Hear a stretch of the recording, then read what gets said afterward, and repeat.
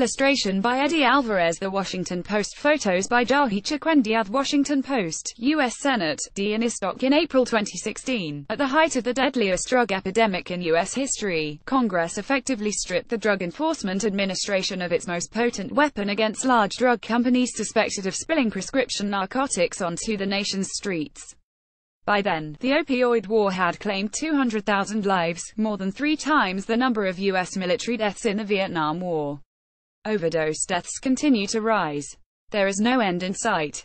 A handful of members of Congress, allied with the nation's major drug distributors, prevailed upon the D and the Justice Department to agree to a more industry-friendly law, undermining efforts to staunch the flow of pain pills, according to an investigation by The Washington Post and 60 Minutes. The D had opposed the effort for years. The law was the crowning achievement of a multifaceted campaign by the drug industry to weaken aggressive de-enforcement efforts against drug distribution companies that were supplying corrupt doctors and pharmacists who peddled narcotics to the black market. The industry worked behind the scenes with lobbyists and key members of Congress pouring more than $1 million into their election campaigns. The chief advocate of the law that hobbled the D was Rep. Tom Moreno. Rep. Tom Moreno RPA. Congress donations received from industry. 2013 June 2017 $92,500 President Trump's nominee-to-be drug czar sponsored the Ensuring Patient Access and Effective Drug Enforcement Act, a Pennsylvania Republican who is now President Trump's nominee to become the nation's next drug czar. Moreno spent years trying to move the law through Congress. It passed after Sen. Orrin G. Hatchson. Orrin Hatch. Congress donations received from industry. 2013 June 2017 $177,000 The longest-serving Republican senator, considered a staunch ally of the pharmaceutical industry. He sponsored the Senate version of the bill. Rutar negotiated a final version with the D. As Rep. Tom Moreno's Pennsylvania district was reeling from the opioid crisis, he sponsored a bill that undermined the Drug Enforcement Administration's efforts to stop the flow of pain pills. Alice Lythe. Washington Post. For years, some drug distributors were fined for repeatedly ignoring warnings from the D to shut down suspicious sales of hundreds of millions of pills, while they racked up billions of dollars in sales. The new law makes it virtually impossible for the D to freeze suspicious narcotic shipments from the companies, according to internal agency and Justice Department documents and an independent assessment by the DE's chief administrative law judge in a soon-to-be-published law review article. That powerful tool had allowed the agency to immediately prevent drugs from reaching the street. Political action committees representing the industry contributed at least $1.5 million to the 23 lawmakers who sponsored or co-sponsored 4 versions of the bill, including nearly $100,000 to Moreno and $177,000 to Hatch. Overall, the drug industry spent $102 million lobbying Congress on the bill and other legislation between 2014 and 2016, according to lobbying reports. Tuesday update. Trump announces drug czar Moreno will withdraw. The drug industry, the manufacturers, wholesalers, distributors and chain drugstores, have an influence over Congress that has never been seen before, said Joseph T. Ranazisi. Joseph T. Ranazisi, former chief of the DE's Office of Diversion Control, he is now a consultant to lawyers suing drug companies, who ran the DE's division responsible for regulating the drug industry and led a decade-long campaign of aggressive enforcement until he was forced out of the agency in 2015.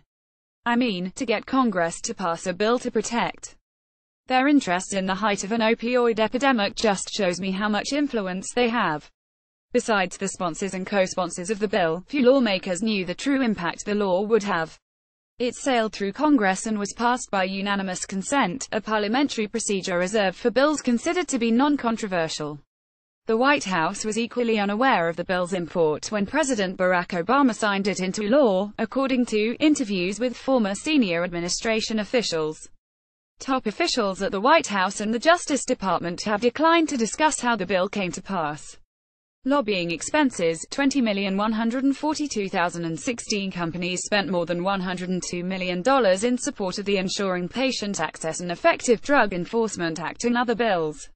Pharmaceutical Research and Manufacturers of America, National Association of Chain Drugstores, National Community Pharmacists Association, Healthcare Distribution Alliance includes lobbying efforts of more than $5,000. Source: U.S. Senate Lobbying Disclosure Electronic Filing System. Lobbying expenses, $20,142,016. Companies spent more than $102 million in support of the Ensuring Patient Access and Effective Drug Enforcement Act and other bills. Pharmaceutical Research and Manufacturers of America, National Association of Chain Drugstores, National Community Pharmacists Association, Healthcare Distribution Alliance includes lobbying efforts of more than $5,000. Source: U.S. Senate Lobbying Disclosure Electronic Filing System. Michael Botticelli, who led the White House Office of National Drug Control Policy at the time, said neither Justice nor the D objected to the bill, removing the major obstacle to the president's approval. "We deferred to D, as is common practice," he said. The bill also was reviewed by the White House Office of Management and Budget.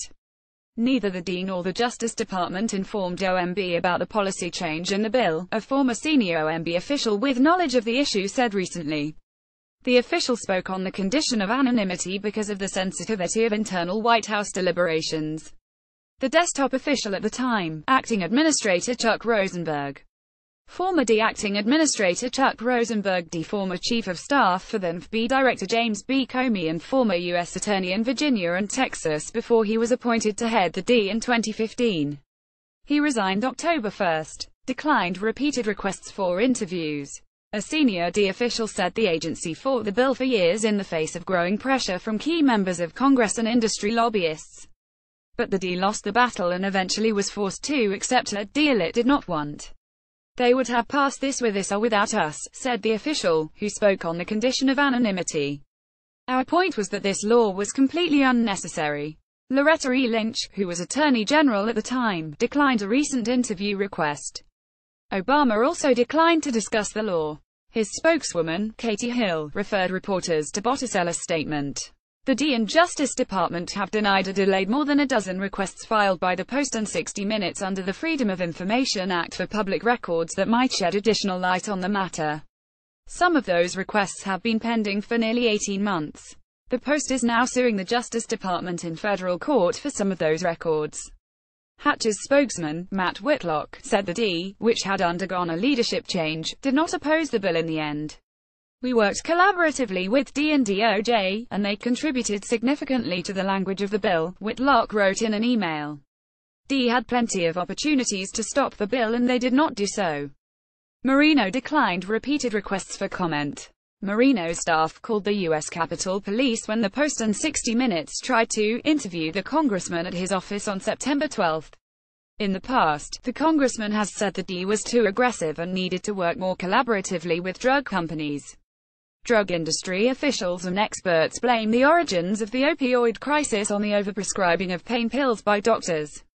The industry notes that the D approves the total amount of opioids produced each year. Industry officials defended the new law as an effort to ensure that legitimate pain patients receive their medication without disruption.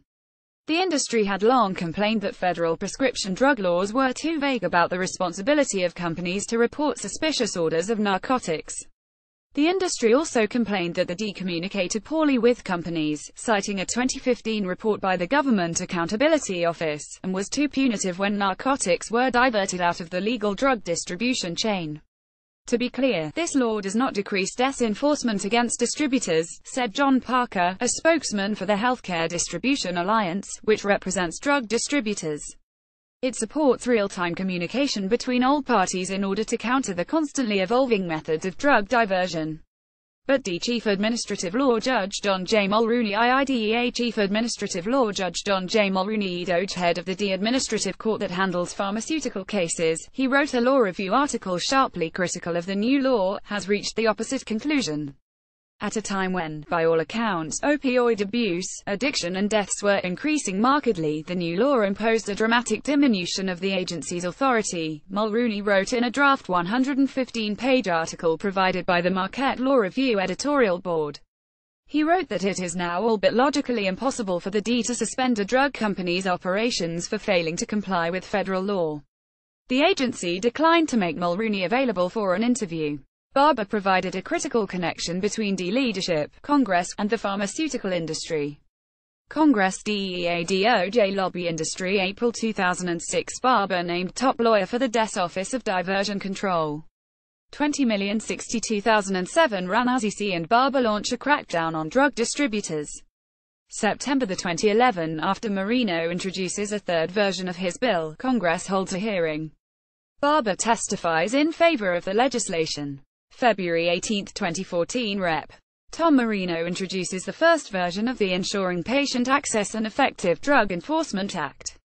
June 4, 2014 An email from a Justice Legislative Affairs officer says that the Marino bill was written by Barber. January 27, 2015 After Marino introduces a third version his bill, Congress holds a hearing. Barber is the featured witness testifying in favor of the legislation. April 19, 2016 President Obama signs the bill into law. July 2017 Barber joins Cardinal Health as the senior vice president in charge of regulatory affairs. Deeply involved in the effort to help the industry was the DES former associate chief counsel, D. Lyndon Barber. D. Lyndon Barber, a lobby pharma D. lawyer who supervised cases against pharmaceutical companies. He left the agency and is now an executive at Cardinal Health. While at the D, he helped design and carry out the early stages of the agency's tough enforcement campaign, which targeted drug companies that were failing to report suspicious orders of narcotics. When Barber went to work for the drug industry in 2011, he brought an intimate knowledge of the DES strategy and how it could be attacked to protect the companies. He was one of dozens of D officials recruited by the drug industry during the past decade. Barber played a key role in crafting an early version of the legislation that would eventually curtail the DES power, according to an internal email written by a Justice Department official to a colleague. He wrote the Marino bill, the official wrote in 2014. Barber declined repeated requests for an interview. With a few words, the new law changed 4 decades of D practice. Previously, the D could freeze drug shipments that posed an imminent danger to the community, giving the agency broad authority. Now, the D must demonstrate that a company's actions represent a substantial likelihood of an immediate threat, a much higher bar. There's no way that we could meet that burden, the determination that those drugs are going to be an immediate threat, because immediate, by definition, means right now, Ran Azizi said.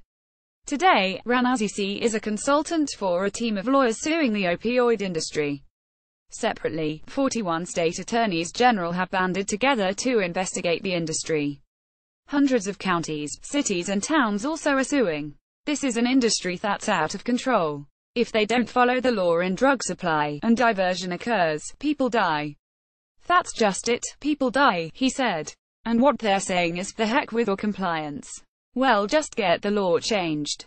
Illustration by Eddie Alvarez. The Washington Post. Photos by Jahid Chakwendiath. Washington Post. J. Lapreet. Bloomberg News. Danny Johnston. App drug dealers in lab coats. 2006. 52,277 deaths from prescription opioid overdoses since 2000. Joe Ran Azizi. Joseph T. Ran Azizi, former chief of the DES Office of Diversion Control. He is now a consultant to lawyers suing drug companies, came to D headquarters as an outsider with an attitude. He worked as an agent in Detroit, where he watched prescription drugs flood small towns and cities in the Midwest. Hundreds of millions of pain pills, such as Vicodin and oxycodone, ended up in the hands of dealers and illegal users. Rogue doctors wrote fraudulent prescriptions for enormous numbers of pills, and complicit pharmacists filled them without question, often for cash. Internet pharmacies, supplied by drug distribution companies, allowed users to obtain drugs without seeing a doctor. There were just too many bad practitioners, too many bad pharmacies, and too many bad wholesalers and distributors, Ran Azizi recalled. Ran Azizi, a burly, tall-talking Long Islander, was assigned to head the DES Office of Diversion Control. He had a law degree, a pharmacy degree and had spent years navigating the DES bureaucracy. The office was seen as a backwater operation whose 600 investigators had toiled for years over prescription drug cases with little or none of the recognition that went to those who investigated illegal street drugs like heroin or cocaine. Ran Azizi brought an aggressive approach to the Diversion Control Office.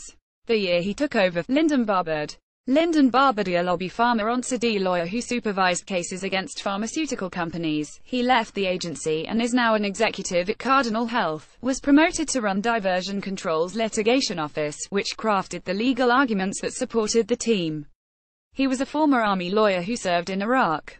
The cadre of attorneys who worked for him saw him as a tough litigator unafraid of an influential industry. Barber and Ranazzi formed a powerful combination that the drug companies would learn to fear. Early on he did really good work, Ranazzi said. He jumped into the internet cases when he first came here. After shutting down the internet pharmacies, Ranazzi and Barber pursued the pain management clinics that replaced them and soon became as ubiquitous in South Florida as the Golden Arches of McDonald's. To get there, drug dealers and users would take the Oxy Express down Interstate 75. Lines of customers coming in and going out, said Matthew Murphy. Matt Murphy, Dia Pharmath, former chief of D Pharmaceutical Investigations under Ranazzi. He now works as a consultant to the drug industry, a veteran D supervisor in Boston whom Ranazzi hired to be chief of pharmaceutical investigations. Armed guards. Vanloads of people from the Appalachia region driving down to Florida to get a prescription from a pain clinic and then get the prescription filled, going back to wherever they're from. Back home, each 30-pill vial of oxycodone was worth $900. D officials realized they needed a new strategy to confront this new kind of drug dealer. They weren't slinging crack on the corner, Ranazzi said. These were professionals who were doing it. They were just drug dealers in lab coats. Joseph T. Ranazzi, seen here in September, ran the desk division responsible for regulating the drug industry and led a decade-long campaign of aggressive enforcement until he was forced out of the agency in 2015. Jahi Chiquendiad, Washington Post. Rather than focusing on bad doctors and pharmacists, Ranazzi and Barber decided to target the companies feeding the pill mills, the wholesale drug distributors, some of them massive multinational corporations. I developed the legal framework to pursue actions against distributors, Barber would later say.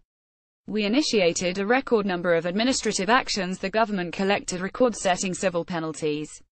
Under the Controlled Substances Act of 1970, drug companies are required to report unusually large or otherwise suspicious orders. Failure to do so can result in fines and the suspension or loss of deregistrations to manufacture or distribute narcotics. When the D suspected that a company was ignoring suspicious sales, the agency filed an order to show cause. That gave a company at least 30 days to explain why the agency should not revoke its registration. In the most egregious cases, the D employed an immediate suspension order, allowing the agency to lock up a distributor's drugs. The orders instantly halted all commerce in controlled substances on the grounds that the drugs constituted an imminent danger to the community. Under Ranazzi in the mid-2000s, the D repeatedly warned the companies that they were shipping unusually large volumes of opioids to customers around the country. Despite the warnings, some companies continued the shipments. The D soon began bringing enforcement actions against distributors. In 2007, the agency moved against McKesson, the nation's largest drug distributor and the fifth largest corporation in the nation, for failing to report hundreds of suspicious orders placed by internet pharmacies. McKesson settled the case, paying a $13.2 million fine. Cardinal Health Inc. paid a $34 million fine after the D brought a case in 2008 that claimed the company filled blatantly suspicious orders from online drugstores. Gary Gardner, Bloomberg News. In 2007, the agency took action against McKesson, the nation's largest drug distributor, for failure to report hundreds of suspicious orders. The company paid $13.2 million. Justin Sullivan, Getty Images. In 2008, Ranazzi and Barber targeted Cardinal Health, another large drug distributor, for filling blatantly suspicious orders from online drugstores. Cardinal paid a $34 million fine. The D would ultimately bring at least 17 cases against 13 drug distributors and one manufacturer. The government said it assessed nearly $425 million in fines over a decade. Those fines reflect only a small portion of the hundreds of billions of dollars in revenue the companies receive each year. It's a cost of doing business. Matt Murphy, Dia Pharmath, former chief of D Pharmaceutical Investigations under Ranazzi. He now works as a consultant to the drug industry, said. Along the way, Ranazzi was making powerful enemies in the industry. They definitely didn't like Joe Ranazzi, Murphy said. Not at all. He wasn't viewed as a person that they could work with. And maybe that was appropriate. He didn't want to work with industry much. Ranazzi was unmoved by their complaints. We're worried about their feelings being hurt because we were doing our job, he said. We were making them comply. We were holding their feet to the fire. Murphy recalled the telemeeting with drug company representatives. He said the president of one of the drug companies sat on the other side of the table, put his hands up and said, "You got us. What can we do to make this right?" Murphy recalled. Murphy said he had heard the same thing from drug dealers. There was an important difference, Murphy noted. "You know," he said, "the heroin and cocaine traffickers didn't have a class ring on their finger from a prestigious university." Illustration by Eddie Alvarez. The Washington Post photo from U.S. Senate. This is War 2011. 121,468 deaths from prescription opioid overdoses since 2000. In 2011, Lyndon Barberd, a lobby pharma lawyer who supervised cases against pharmaceutical companies. He left the agency and is now an executive at Cardinal Health, left the D to join the Washington, D.C., office of the law firm Quarles Brady. He started a practice representing drug companies. "If you have a D-compliance issue or you're facing a government investigation," he said in a promotional video for the firm, "I'd be happy to hear from you." Barberd's move turned out to be a key moment in the struggle between drug companies and the government, but it was far from the only one. Dozens of top officials from the D and Justice Department have stepped through Washington's revolving door to work for drug companies. Two former U.S. Deputy Attorneys General have defended Cardinal, one of the big three companies, along with McKesson and AmerisourceBergen, that together control 85% of drug distribution in the United States. Jamie Gorelick, an attorney for Wilmer Haley, was Deputy Attorney General under President Bill Clinton. Craig S. Morford, Cardinal's Chief Legal and Compliance Officer, was acting Deputy Attorney General under President George W. Bush. As Rana's ISIS investigators increased their pressure, those lawyers began to contact their former colleagues in government. At least 56 DI and justice officials went to work for the pharmaceutical industry. Pharmaceutical companies and the law firms that represent them hired at least 56 former officials since 2000. Jamie Gorelick joins Wilmer Haley. D begins crackdown on opioid industry. D brings cases against Cardinal, CVS, Walgreens. Efforts to pass Marino bill. Note the dates of hire for 5 former D employees could not be specifically determined. As such, they are not included in this graphic. At least 56 DI and justice officials went to work for the pharmaceutical industry. Pharmaceutical companies and the law firms that represent them hired at least 56 former officials since 2000. Craig S. Morford, former acting Deputy Attorney General, joins Cardinal Health. D. Lyndon Barber joins Quarles Brady. Jamie Gorelick, former U.S. Deputy Attorney General, joins Wilmer Haley. D brings cases against Cardinal, CVS and Walgreens. Effort to pass Ensuring Patient Access and Effective Drug Enforcement Act. D begins crackdown on opioid industry. Note the dates of hire for 5 former D employees could not be specifically determined. As such, they are not included in this graphic. At least 56 DI and justice officials went to work for the pharmaceutical industry. Pharmaceutical companies and the law firms that represent them hired at least 56 former officials since 2000. Craig S. Morford, former acting Deputy Attorney General, joins Cardinal Health. D. Lyndon Barber joins Quarles Brady. Jamie Gorelick, former U.S. Deputy Attorney General, joins Wilmer Haley. D brings cases against Cardinal, CVS and Walgreens. D begins crackdown on opioid industry.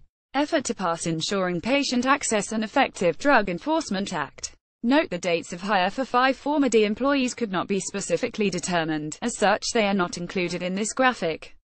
In late 2011, Morford went over Rana's ISIS head to Thendia Administrator Michelle Leonhardt as the agency again investigated Cardinal, which had sent millions of doses of oxycodone to a small number of pharmacies in Florida, including 2 CVS stores in Sanford. Michelle, Morford wrote to Leonhardt in October 2011, "We are committed to working with D to address the challenging problem of diversion and welcome the opportunity to meet with you and your team to address these issues in a non-adversarial way." He signed the handwritten note. Craig Gorelick said in an email that she wrote to then Deputy Attorney General James M. Cole to ask that my client be afforded due process. Morford did not respond to requests for comment. Around Thanksgiving, Rana's EC said he received a call about the Cardinals case from James H. Denan, then chief of the Organized Crime Drug Enforcement Task Forces program at the Justice Department. Rana's EC said Denan told him, "We're getting calls from attorneys, former justice people, that are saying you guys are doing some enforcement action. RANASI ramps up crackdown on drug industry. Congress DEA DOJ lobby industry. January 2006 RANASI is promoted to run the DES Office of Diversion Control. 20,060 2007 RANASI and Barber launch a crackdown on drug distributors. 2007 The D files an enforcement action against McKesson Corp., the nation's largest drug distributor. 2007 The D accuses Cardinal Health of failing to report blatantly suspicious narcotics orders. October 26, 2011 The D targets Cardinal Health again, saying company posed an imminent danger to the public health and safety. September 2012 The D suspends Walgreens narcotics shipments from a Florida warehouse. August 2013 D supervisor Jim Geldof tries to take an enforcement action against drug distributor Miami Lucan. His efforts are stalled by lawyers at D headquarters. July 2, 2014 RANASI holds a contentious conference call with congressional staffers. 4 months later, RANASI received a late-night call from Dinan summoning him to appear at Justice headquarters early the next morning to explain his actions in the Cardinals case to Cole. "Please call me in the morning," Dinan wrote, according to RANASI. "I want to make double sure nothing unreversible happens before Cole is briefed." RANASI was stunned. He had brought hundreds of these cases and had never been called to brief Cole, the second most powerful law enforcement official in the country. The meeting quickly spiraled out of control, RANASI said. It was adversarial to say the least. RANASI believed the message was clear: back off. Cole, now a lawyer in private practice, said he was not trying to pressure RANASI. Hearing what Cardinal had to say could inform D of facts they may not have known, Cole said in a statement. "I did not tell Mr. RANASI how to come out on the Cardinal matter and certainly did not discourage him from going after any company in violation of any statutes or regulations," he said. Either way, RANASI was defiant when he returned to the office from the Justice Department and sat down with his staff. "Now this is war," he recalled telling them. "We're going after these people, and we're not going to stop. We're just going to continue to move forward. And we don't really give a damn anymore what the department wants." Illustration by Eddie Alvarez. The Washington Post. Photos by Karen Blyer. Getty Images. Matt McClan. The Washington Post. Nick Hagan for The Washington Post. It was bad. 2013 149,853 deaths from prescription opioid overdoses since 2000. The field generals in the death war on opioids are men and women such as Jim Geldof. Jim Geldof, former program manager of the DES Diversion Control Office in Detroit. He retired in 2015 and works as a consultant to lawyers suing drug companies, a 43-year agency veteran who managed the diversion control program in the Detroit field office. He witnessed firsthand the heartbreak pain pills were causing across the Midwest. One night, at a town hall meeting in Portsmouth, Ohio, Geldof sat quietly as the Portsmouth High School gym fell dark and the large screen flickered with photographs. Geldof was in tears. Sons and daughters and grandsons and granddaughters in graduation pictures, he recalled. Some were wearing football jerseys. They had their whole lives ahead of them, and then they were gone. The annual number of prescription drug overdose deaths has more than quadrupled since 2000. Natural and semi-synthetic opioid analgesics and methadone. Source: Centers for Disease Control and Prevention. The annual number of prescription drug overdose deaths has more than quadrupled since 2000. Natural and semi-synthetic opioid analgesics and methadone. Source: Centers for Disease Control and Prevention. The families always asked what was the D doing to stop the flow of drugs. By 2013, it had become increasingly difficult to answer that question. Cases were languishing at headquarters. At first, Geldof wasn't sure why. Behind the scenes, a major shift was taking place at D headquarters. An appeals court in Washington, D.C., had been reviewing a case that RANASI's Joseph T. RANASI, former chief of the DES Office of Diversion Control. He is now a consultant to lawyers suing drug companies. Investigators brought against Walgreens, alleging that some of its pharmacies in Florida were selling more than 1 million pain pills a year. A typical pharmacy sold 74,000. The D had used an immediate suspension order against Walgreens, arguing that the drug sales constituted an imminent danger to the community. The D moved to shutter a large Walgreens distribution center in Jupiter, Fla, that supplied nearly 1,000 pharmacies along the East Coast. Walgreens fought back. The company's attorney, Gregory G. Gara, the former U.S. Solicitor General during the second Bush administration, argued the imminent danger standard was vague and not supported by law. The original 1970 Act did not define imminent danger. Judges on the appellate panel voiced similar concerns during oral arguments. No one knew how the appeals court would rule, but Lyndon Barberd, a lobby pharma lawyer who supervised cases against pharmaceutical companies, he left the agency and is now an executive at Cardinal Health, had argued while he was still at the D that the vague standard could cripple the cases the agency was building. Now Barber and other industry lawyers were making that argument on behalf of their clients. Their position was common knowledge in the diversion legal office, and it resonated with Clifford Lee Reeves too, a career justice attorney who had recently taken the job Barber once held, according to Jonathan P. Novak. Jonathan P. Novak, Jr., former attorney for the D on drug diversion cases, he is now in private practice, a lawyer who worked in the office. The departure of so many D employees for the drug industry gave the distributors an unfair advantage, said Jonathan P. Novak, formerly a D lawyer. There was a fear, he said. It comes from seeing that some of the best and brightest former D attorneys are now on the other side and know all of the weak points. Bonnie Jo Mount, The Washington Post. Lee kept trying to shut us down, said Novak, now in private practice. He kept telling us about the Walgreens case and the imminent danger standard and that we were going to lose all of our cases and we didn't have enough information to go forward. The D declined to make Reeves available for an interview. Ranazi C., a lawyer himself, told the D attorneys that the law was on their side. I said, stop worrying. We have never lost an imminent danger case, he said. The warnings by Barber and other industry lawyers divided the 15 attorneys in Diversion Control's legal office. Lyndon carried a lot of weight, and people listened to what he had to say, Novak said. He knew all the arguments. He had the clout. He was the big gun. He put the fear of God into people. Frank Yunker, D. former supervisor of the DES Diversion Control Office in Cincinnati. He retired in 2014. A D supervisor in the Cincinnati field office and 30-year veteran of the agency, said the legal office began demanding more evidence from investigators. Starting in 2013, shortly after the Walgreens case was argued and Reeves arrived, investigators felt they were now required to establish that their evidence was beyond a reasonable doubt. Previously, investigators had to show only a preponderance of evidence. We had years of very aggressive enforcement, said Yunker, who retired in 2014. It was like we were in a Porsche and all of a sudden, someone hit the brakes. Declining suspension orders. The number of immediate suspension orders against doctors, pharmacies and drug companies has plummeted since fiscal year 2011.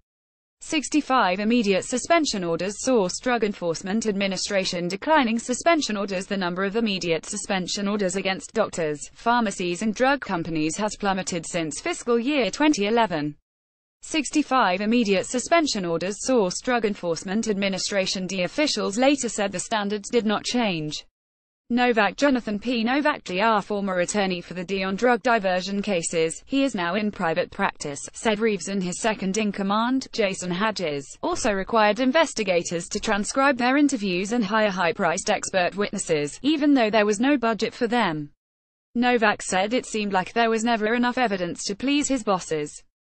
He said they would ask, maybe we need an expert to explain how recording equipment works, maybe we need an expert to explain the system for prescribing. It felt, honestly, confusing and almost insane. The delays cost months, sometimes years.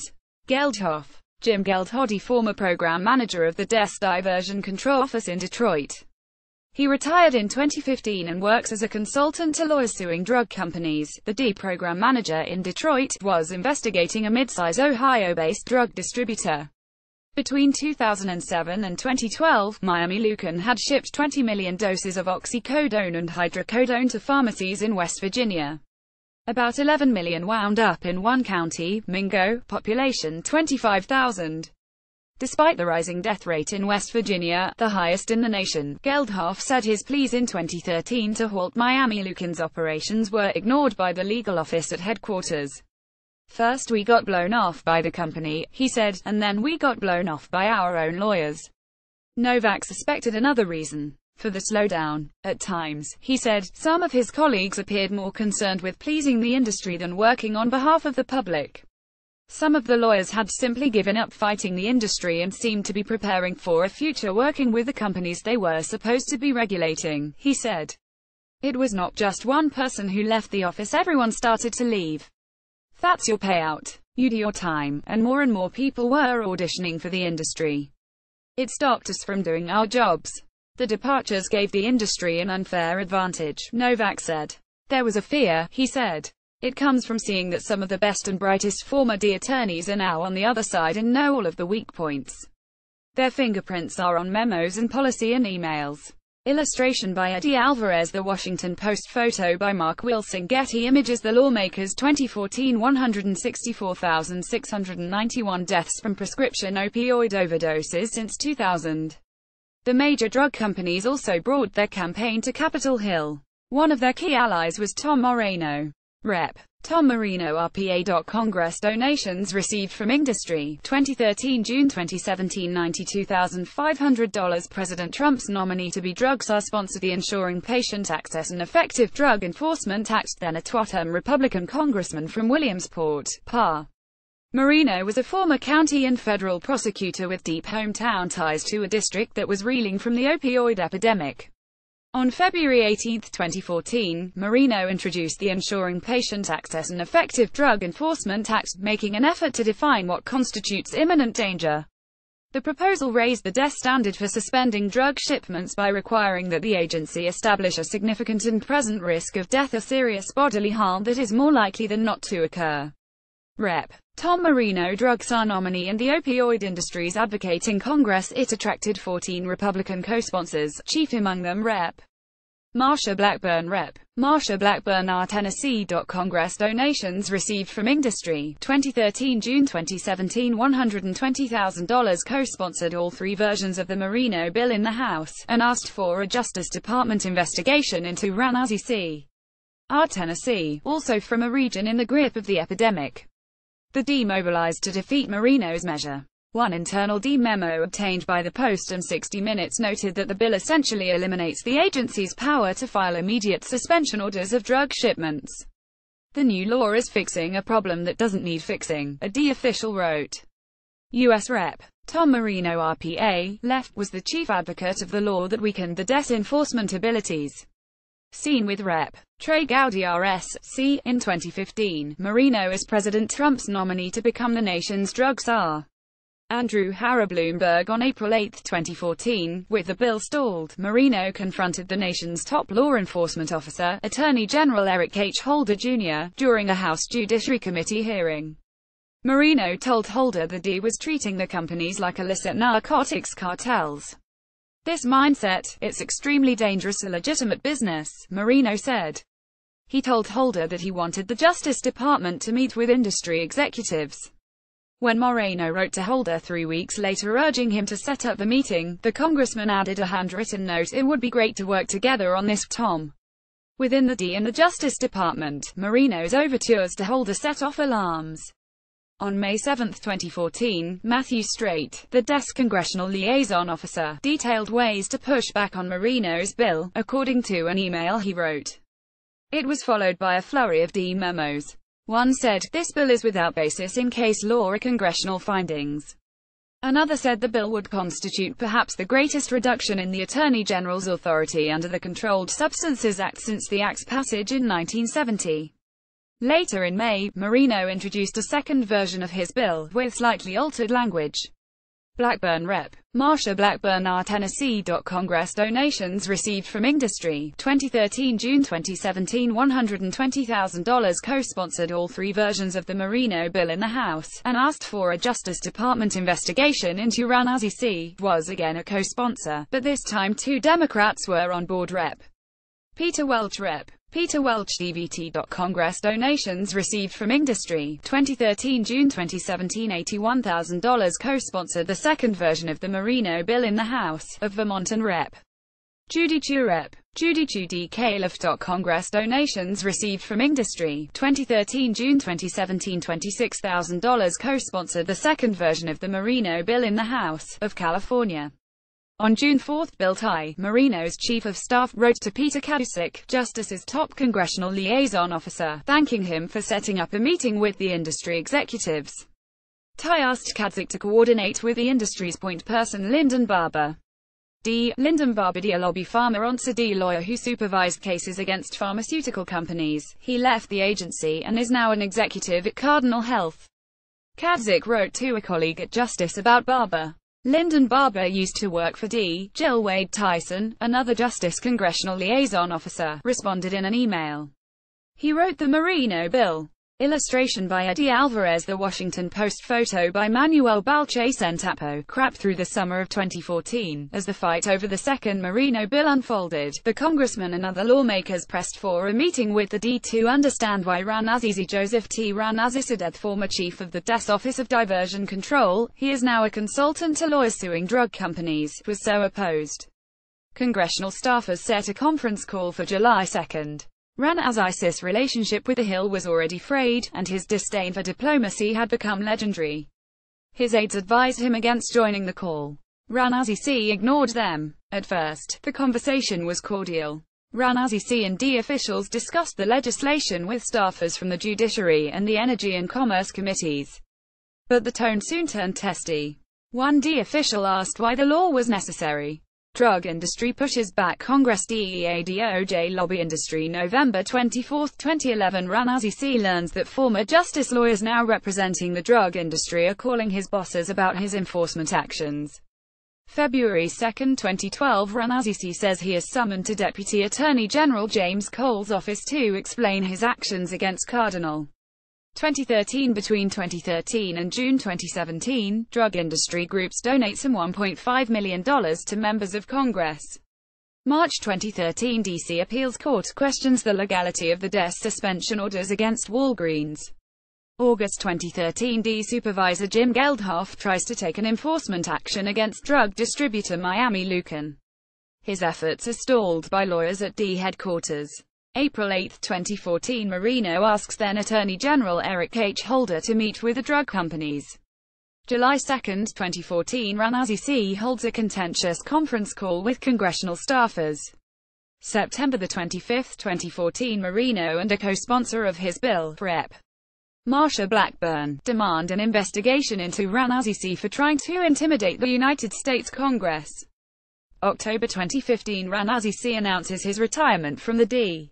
April 19, 2016. President Obama signs the bill into law. June 22, 2016. Hatch thanks new D Administrator Chuck Rosenberg for his efforts to improve the DES relationship with the drug industry. Rosenberg calls the drug companies our allies. A congressional staffer responded, "We're just trying to create a better relationship between industry and D." Ran Azizi blew up. "You'll be protecting criminals," one participant recalled Ran Azizi saying. Eric Akers, another D liaison to Congress, was stunned. "As soon as he said it, I said, oh, crap," recalled Akers, who also was on the line. "It was about as undiplomatic as you could be. I don't think he meant it as a threat. But any chance of salvaging the relationship with Congress just got immensely harder." The congressional staffers were furious. "We can work with you," one told the D. Ran Azizi refused to meet with the industry executives, saying it would be improper because many of the drug companies were under active de-investigation or in settlement negotiations with the Justice Department. Joe Ran Azizi, the D-man who fought the drug companies and lost on July 29, the Marino bill passed the House and went to the Senate. The Justice Department was so concerned that it took the unusual step of having Attorney General Holder publicly oppose the bill. "A recently passed House bill would severely undermine a critical component of our efforts to prevent communities and families from falling prey to dangerous drugs," Holder said in a July 31 news release. The bill stalled in the Senate.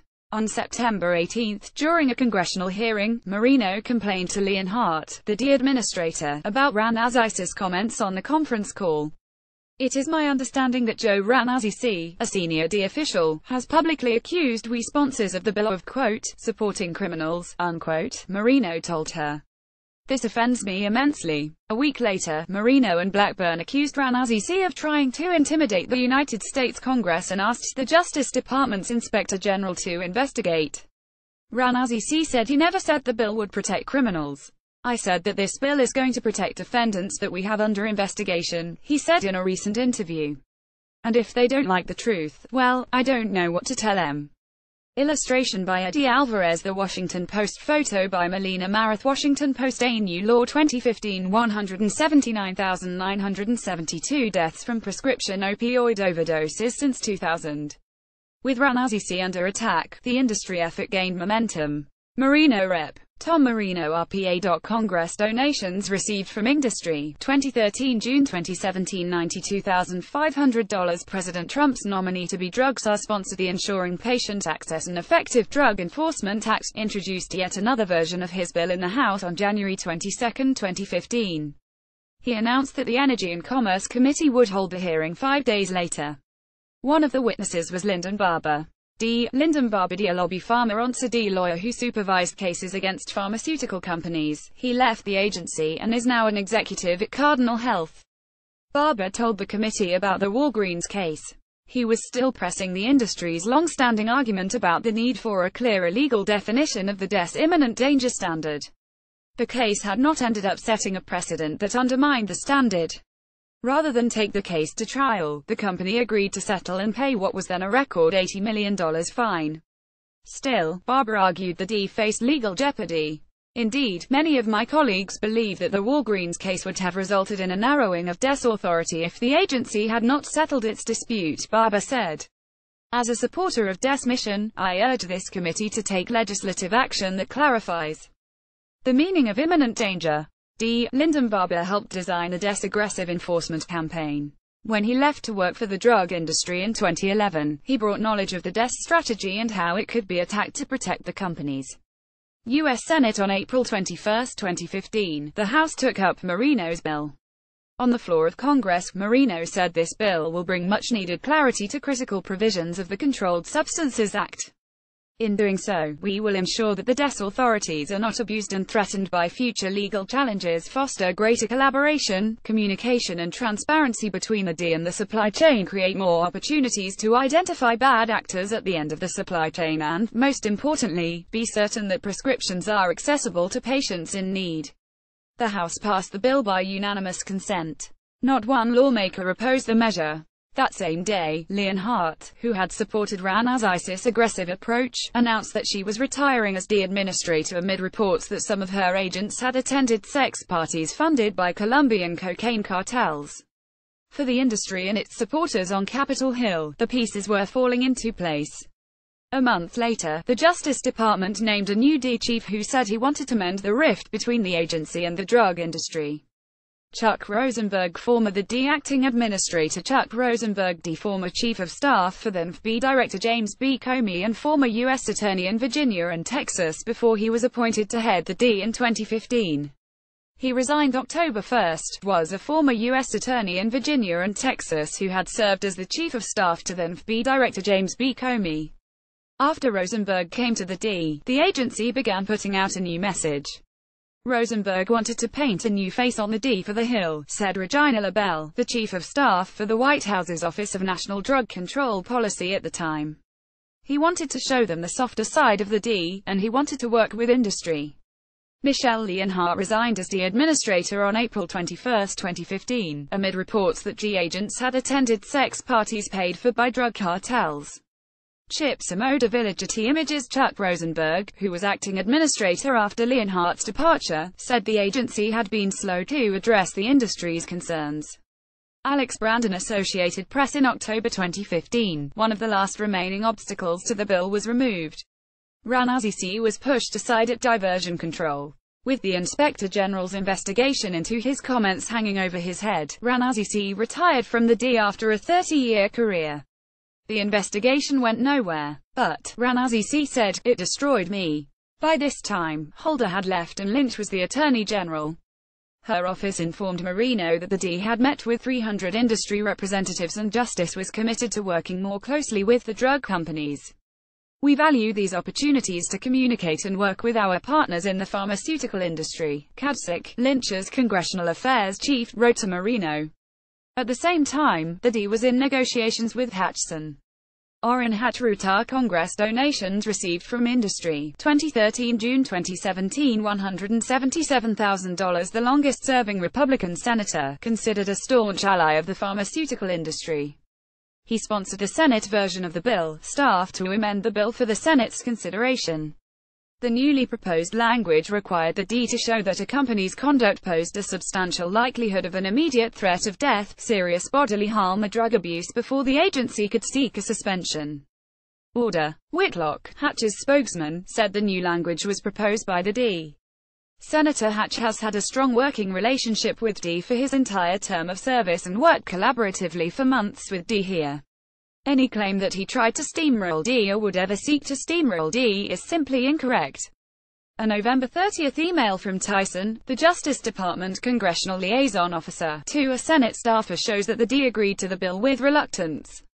D felt this wasn't a great solution, but was the best of the options offered to us, even if it did not fully address the concerns we had previously laid out for you, she added, according to the email, which was provided by staff of Sen.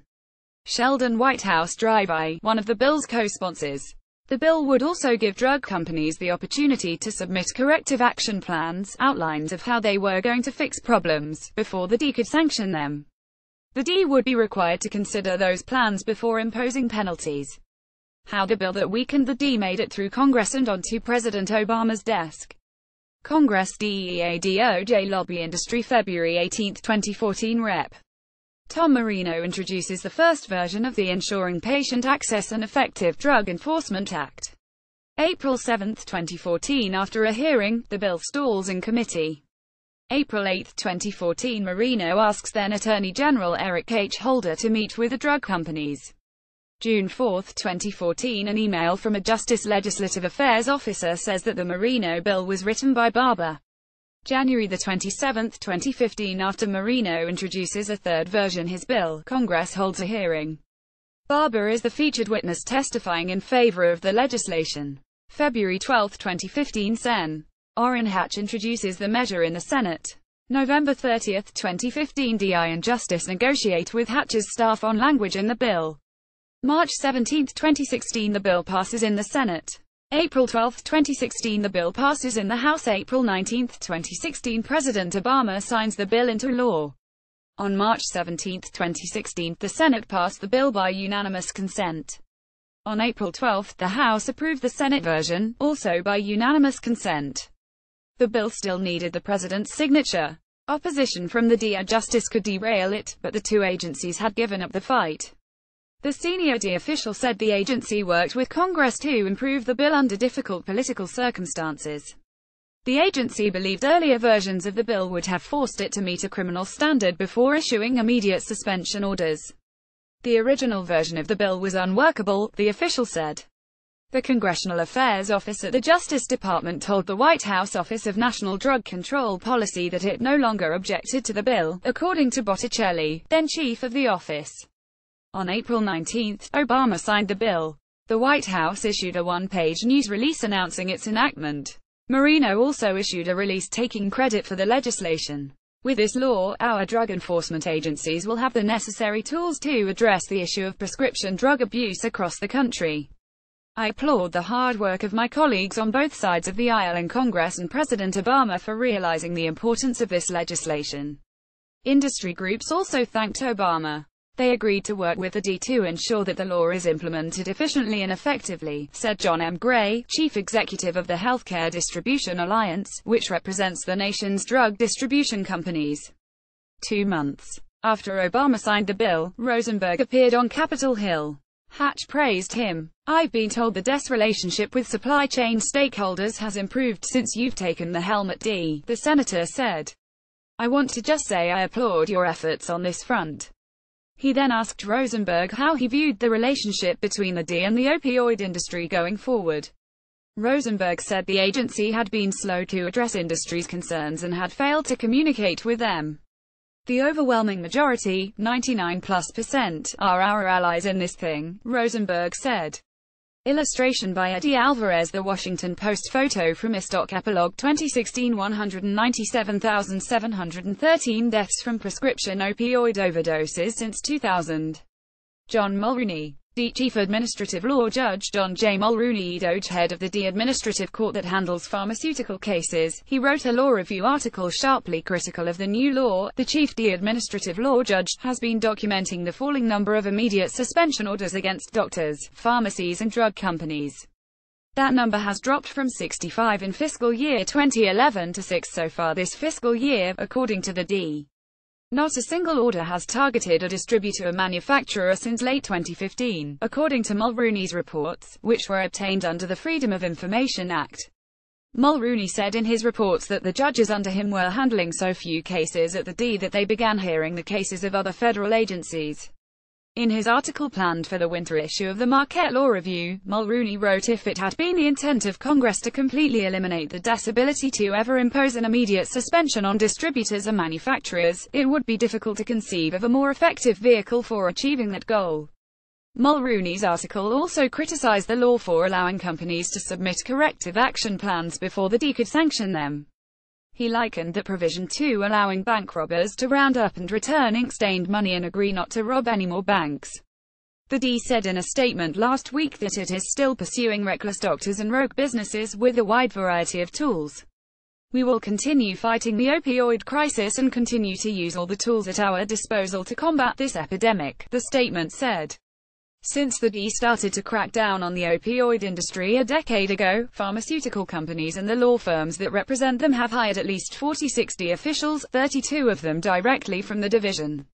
They include 2 officials who manage day-to-day operations, the deputy director of the division, the deputy chief of operations, and 2 chiefs of policy. After nearly 30 years with the D, Matthew Murphy. Matt Murphy, Dear Pharmath, former chief of D Pharmaceutical Investigations under Ranazzi C. He now works as a consultant to the drug industry. Ranazzi's lieutenant, retired in 2011. He formed a drug industry consulting firm and went to work for the people he used to face across the table. Matthew Murphy, formerly of the D, recalls a meeting with the president of a drug company who put his hands up and said, "You got us. What can we do to make this right?" Murphy said he had heard the same thing from drug dealers, but the heroin and cocaine traffickers didn't have a class ring on their finger from a prestigious university. Katie Martins Breyer for The Washington Post. "I feel guilty," Murphy said in a recent interview, "because every day a lot of people die of an opioid heroin overdose. Whether it's a pill or heroin, people die every day because of it. And it shouldn't be happening." One of the most recent departures was Jason Hadges, the senior D attorney overseeing pharmaceutical enforcement cases who, according to former agency supervisors and lawyers, had been demanding a higher standard of proof on cases. Hadges left the D in May to join the Pharmaceutical and Biotechnology Regulatory Division of Hogan Lovells, a high-powered DC law firm. He declined to comment, citing client sensitivities. In January, Mike Gill, who had served as the chief of staff to D Administrator Chuck Rosenberg, left the agency to join one of the nation's largest healthcare law firms. He declined to discuss why the D dropped its opposition to the bill or his new job. On October 1, Rosenberg, former D acting administrator Chuck Rosenberg, D former chief of staff for then FBI Director James B. Comey, and former U.S. attorney in Virginia and Texas before he was appointed to head the D in 2015. He resigned October 1. Himself resigned from the D. Last December, 7 months after the bill became law, Marino's Rep. Tom Marino RPA. Congress donations received from industry, 2013 June 2017 $92,500 President Trump's nominee-to-be drug czar sponsored the Ensuring Patient Access and Effective Drug Enforcement Act's chief of staff took a job as a lobbyist with the National Association of Chain Drug Stores. Bill Tye had served as Marino's point man on the legislation. The association was a key backer of the bill. Tye declined to comment. In July, Lyndon Barberd, a lobby pharma D lawyer who supervised cases against pharmaceutical companies, he left the agency and is now an executive at Cardinal Health, left Qualls Brady to join Cardinal Health as the company's chief regulatory attorney. After being the target of 2D enforcement actions, Cardinal had become one of the biggest backers of the bill. Marsha Blackburn. Rep. Marsha Blackburn R. Tennessee. Congress donations received from industry. 2013 June 2017 $120,000 co-sponsored all three versions of the Marino bill in the House, and asked for a Justice Department investigation into Rana Azizi, who co-sponsored the House version of the bill, received $120,000 in campaign contributions from the pharmaceutical industry. She did not respond to requests for an interview. She announced this month that she will run for the seat of Sen. Bob Corker R. Tennessee, who is not seeking re-election. In addition to Blackburn, Marino and Hatch, the Post sought comment from the other 9 co-sponsors of the 2016 bill. Only 4 responded. A spokesman for White House said that the D could have expressed its opposition at any time.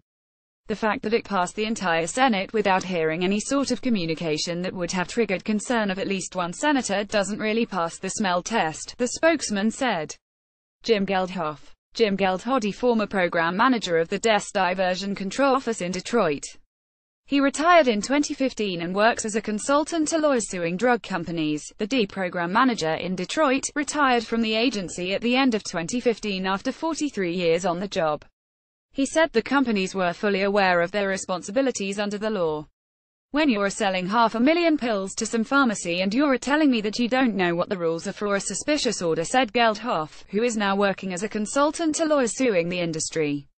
All we were looking for is a good faith effort by these companies to do the right thing, and there was no good faith effort.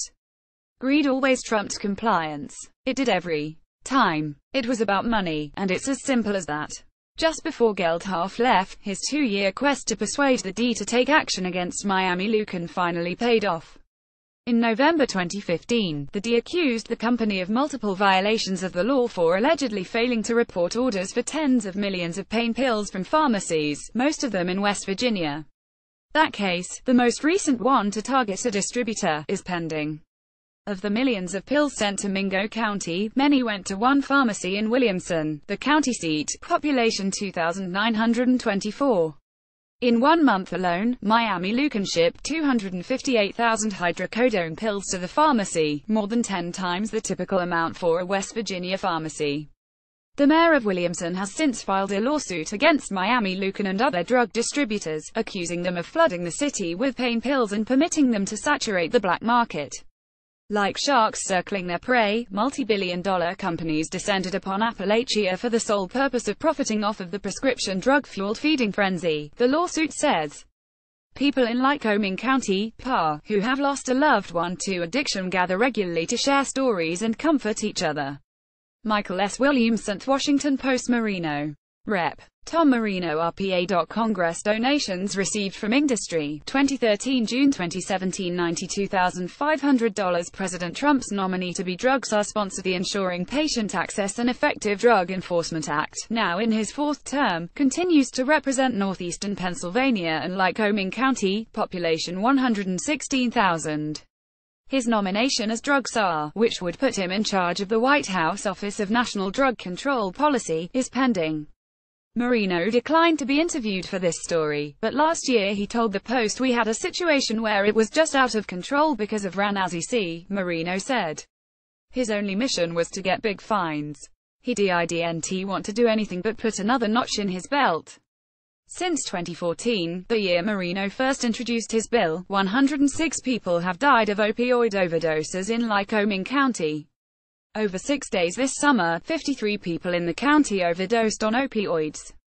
3 of them died. On a warm night in July, 4 families gathered in a large manicured backyard in Marino's district to share their sorrow over the children and siblings they had lost to opioids. Around the table they went, each with a different story, each death leaving the same wreckage behind. "I got the phone call November 12th at 2:39 in the afternoon," Tina Snyder recalled. Her 24-year-old son, Lee Winder, had been found in a shopping center parking lot near his car outside a Dunkin' Donuts. Winder had become addicted to pain pills and died of a heroin overdose. "All I remember hearing is Ms. Snyder, this is Chuck Kiesling, the Lycoming County coroner," she recalled. "I could literally feel my heart breaking, and I didn't say anything. He said, 'We found your son at 7 o'clock this morning.' And I just kind of melted to the floor, started crying. And the girl I was working with took the phone and was talking to him. And I just kept begging her to tell me it wasn't true. Sponsors and co-sponsors of the Ensuring Patient Access and Effective Drug Enforcement Act were all contacted for this piece. The responses are below. Highlighted names are sponsors of the bill. Name State Party response. Rep. Tom Marino PAR. R declined request. Rep. Judy Califf. D did not respond. Rep. Gus M. Lilarakis FLA. R. My hope was that this legislation would eradicate the scourge of opioid addiction while allowing seniors, veterans and other people with significant pain to get the relief they need with their legitimate prescription, Lilarakis said in a statement. Rep. Douglas A. Collins GAR. R. did not respond. Rep. Ryan A. Costello PAR. R. did not respond. Rep. Marsha Blackburn Tennessee. R. did not respond. Rep. Peter Welch VT. DI supported Rep. Marino's bill because it clarified the rules of the road for distribution companies seeking to comply with agency directives and freed up agency resources to go after bad actors in the system. If the intent of the law is not being fulfilled, then Congress should conduct oversight hearings and make changes that address concerns raised by the D, Welch said in a statement. Sen. Orrin Hatch Utah Hatch's spokesman, Matt Whitlock, said the D, which had undergone a leadership change, did not oppose the bill in the end. We worked collaboratively with D and DOJ, and they contributed significantly to the language of the bill, Whitlock wrote in an email. D had plenty of opportunities to stop the bill and they did not do so. Sen. Marco Rubio FLA. R. did not respond. Sen. David Vitola. R. did not respond. No longer in Senate. Sen. Bill Cassidy LA. R. did not respond. Sen. Sheldon Whitehouse RIDA spokesman for White House said the D could have expressed its opposition at any time. The fact that it passed the entire Senate without hearing any sort of communication that would have triggered concern of at least one senator doesn't really pass the smell test, the spokesman said. Stephen Rich, Alice Lee, Alice Kreitz, Rice Thiebaud and Sarah Bowman contributed to this report. Thiebaud was a fellow at the Investigative Reporting Workshop at American University. Bowman was a fellow at the Medal Justice Project at Northwestern University. Graphics by Armand Mamdjoma. Design and development by Leslie Shapiro, Danielle Rindler and Kaiti Hink. They were just drug dealers in lab coats. Joseph T. Ranazzi C., former chief of the DES Office of Diversion Control Correction. An earlier version of this article, and an accompanying chart, misstated how much the drug industry spent on lobbying between 2014 and 2016. It spent $102 million, not $106 million. Some lobbying reports were double-accounted. This version has been updated.